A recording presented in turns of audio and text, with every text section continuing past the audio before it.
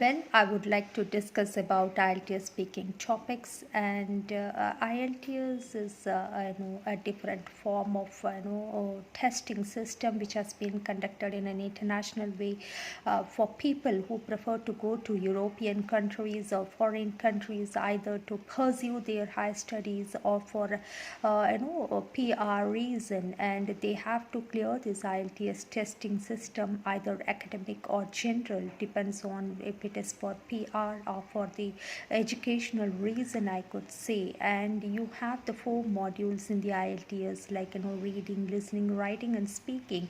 Speaking, it is for 15 minutes. Out of 15 minutes, you are supposed to answer three sections, like section 1, section 2, and section 3. In general, section 1, probably they just ask you personal questions which is well known to you in your day to day. How do you manage yourself, your life, your job, your lifestyle, and your ambition, your television watching, various things. And it is for 5 minutes, actually, 4 or 5 questions which could have been asked to you, and you have to answer each for 40 seconds to 1 minute. And don't give a one word or one sentence answer. Probably it should be more like a justification of your answer. Whatever you answer, give explanation with why not. For example, I could say that in today's topic we could discuss about friends. If the question is asked to you, do you have friends? Why not? Don't give answer in one word or one sentence saying yes I have friends and no I don't have friends. You just give a justification. First of all, it is more like a personality test. So you have to explain what sort of person are you, what type of friends do you have, and why do you have friends. So if the question is asked, do you have friends? Why not? You could answer various ways. For example, if you want to say yes, yes, you could say, yes, I have lots of friends because I'm a friendly, jovial, and fun loving person. Being an extrovert person, I could easily gel with people and carry on well myself. Friends are the one with whom we could share our emotions, get solutions, and guidance without much ado. Yes, of course, I have lots of friends. So, this is one way of answering. And if you want to say in a negative way, which means that you don't have friends, you could say, sorry to say that I don't have friends because I'm an introvert and I find solace within myself. I could say I never initiate. At times I could be sensitive and take it to heart certain personal comments. Since childhood, I have not disclosed any of my issues or problems or emotions to my friends or colleagues or other strangers or a third person.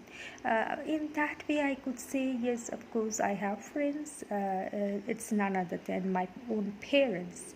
Yeah. So this way also you could answer. And apart from that, you could answer it in one more way, that if the question is asked, you could say, frankly speaking, I am an ambivert. I pick and choose my friends thinking about my personal and professional backgrounds. I could carry a smiling face which could win a lot of friends, but I never been frank or disclosed my personal things. I always be cautious, and I think umpteen of times before revealing my personal things to others. And yes, of course, I have my own limitations, and I just have a decent, dignified, and gentle relationship with one and all. This is the way I have friends, and I expect the thing from my friends, I could say.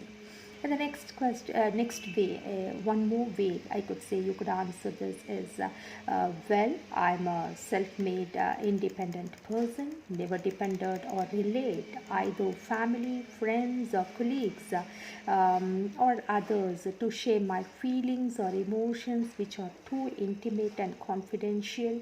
And I know how to get my things done. I always depend on self for any kind of answer, rather asking pointing or blaming others or passing on the comment on others for my failures. I always do the self-analysis, self-evaluation. I know my pros and cons and how to carry it with myself. And yes, in general, I could say yes.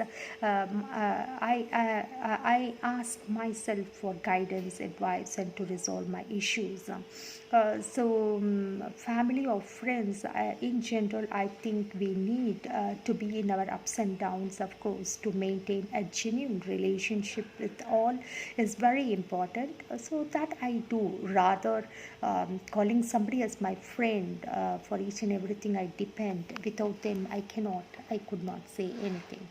And one more way you could answer this, honestly speaking, we could never call anyone as friend. In my experience, friends or people or family members or anybody, I think they have their own problems and issues. They come to us when they need some solution, or it could be a kind of help. It could be a financial help or physical or moral. So in that sense, if we are self-centered and selfish and we are reluctant to help them when they are in a desperate situation, definitely we do get the same, right? So in that way, I always see to that I just carry myself in a good mood and in a good spirit with one and all, but I never call anybody as my friend in that way. Yes, of course. No, yes. Every relationship has its own meaning, and we should not expect too much, and we should accept people as they are. I do that, and my family is my pillar of support, so they are my friends in my all situations, I could say. And being a social animal, we need to depend on one another on various situations. Yes, this is how I could say about my friendship, or what is friends according to me. The other way also you could say, I think friends means they must accept you as you are and corrects you and molds you whenever you deviate from the reality and be in your own fantasy world. Or if you have some issues, problems, if you are in depression, and if you find it really difficult to balance between things, and if you are stressful, and they have to extend unconditional love without pointing or blaming or dragging or bullying you.